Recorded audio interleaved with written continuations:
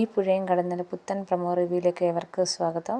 അങ്ങനെ വിനീതിൻ്റെയും ഗംഗയുടെയും വിവാഹത്തിന് വേണ്ടുന്ന വസ്ത്രങ്ങളൊക്കെ വിനീത് എടുത്തുകൊണ്ട് വരികയാണ്. അങ്ങനെ വിവാഹ വസ്ത്രങ്ങളെല്ലാം എടുത്തുകൊണ്ട് വന്ന് വിനീത് ഗംഗയുടെ കയ്യിൽ സാരി കൊടുക്കുന്നുണ്ട്. സാരി ഇങ്ങനെ നോക്കി ഗംഗ കുറേ നേരം ഇരിക്കുന്നുണ്ട്. അതിനുശേഷം ഗംഗ ഒറ്റയ്ക്ക് പോയി ഇരിക്കുമ്പോൾ അങ്ങോട്ടേക്ക് കാവേരിയും യമുനയൊക്കെ വരുന്നുണ്ട്.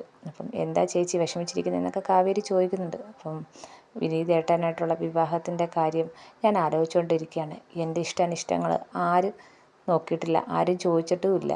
ഇതിപ്പം അച്ഛൻ പണ്ട് ആഗ്രഹിച്ചതുപോലെ കാര്യങ്ങളൊക്കെ നടക്കുന്നു എന്ന് പറയാണ്.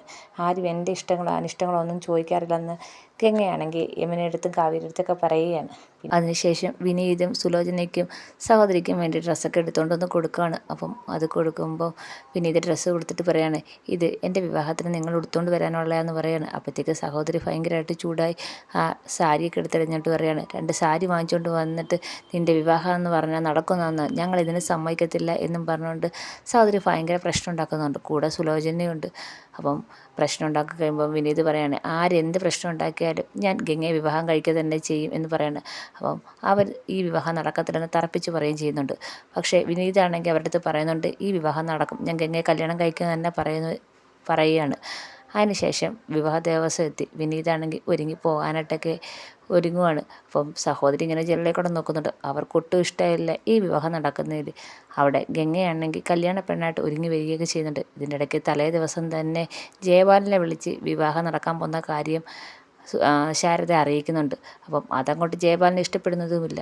അങ്ങനെ വിവാഹ ദിവസം എത്തുകയാണ്. ഗംഗയാണെങ്കിൽ ഒരുങ്ങി വരികയാണ്. വിനീതും വീട്ടിൽ നിന്ന് ഇറങ്ങാനായിട്ട് ഒരുങ്ങുമ്പം സഹോദരിയും അമ്മയും പോകാൻ സമ്മതിക്കുന്നില്ല. അവർ പിടിച്ചു വെക്കുന്നുണ്ട്. അങ്ങോട്ടും ഇങ്ങോട്ടും തള്ളും എന്തൊക്കെ ആവുന്നുണ്ട്. വിനീതിനെ പോകാൻ അവർ ഒരു കാര്യത്തിലും സമ്മതിക്കുന്നില്ല. അവസാനം വിനീതിനെ പിടിച്ച് തള്ളുന്നുണ്ട്. വിനീതാണെങ്കിൽ ദൂരേക്ക് മറിഞ്ഞടിച്ച് വീഴുന്നുണ്ട്, ചെന്ന് താഴേക്ക് വീഴുന്നുണ്ട്. അങ്ങനെ വിനീതിൻ്റെ വിവാഹം നടക്കുമോ ഇല്ല എന്നുള്ളൊരു സംശയത്തിൽ നിൽക്കുകയാണ്. ഗംഗ അവിടെ ഒരുങ്ങി വിനീതിനെയും കാത്തിരിക്കുകയാണ്. ഇതൊക്കെയാണ് പ്രമോ വിശേഷം. എല്ലാവർക്കും ഇഷ്ടപ്പെടുമെങ്കിൽ സബ്സ്ക്രൈബ് ചെയ്യണേ, അതുപോലെ തന്നെ സപ്പോർട്ട് ചെയ്യണേ.